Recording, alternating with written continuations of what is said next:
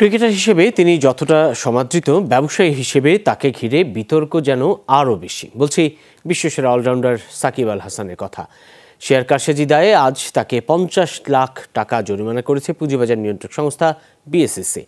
একই দোষে দুষ্ট তার company Monarch Mart, business partner Abul Khayer Hiru সহ মোট 7 ব্যক্তি ও প্রতিষ্ঠান।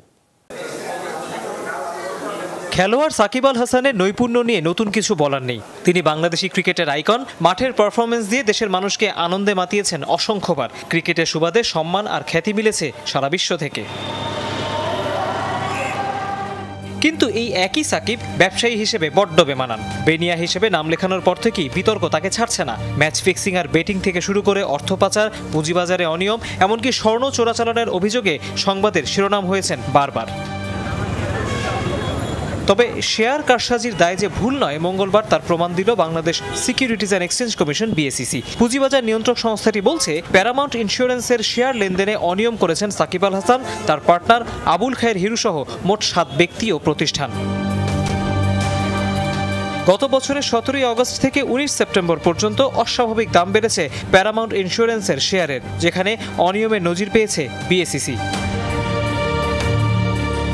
বিজ্ঞপ্তিতে বলা হয়, এই ঘটনায় সর্বোচ্চ 75 লাখ টাকা জরিমানা করা হয়েছে ইশাল কমিউনিকেশনকে। এরপরই 50 লাখ টাকার দায় ক্রিকেটার ও সাবেক সংসদ সদস্য সাকিব আল হাসানের। 25 লাখ টাকা জরিমানা গুনতে হবে আবুল খায়ের হিরুকে।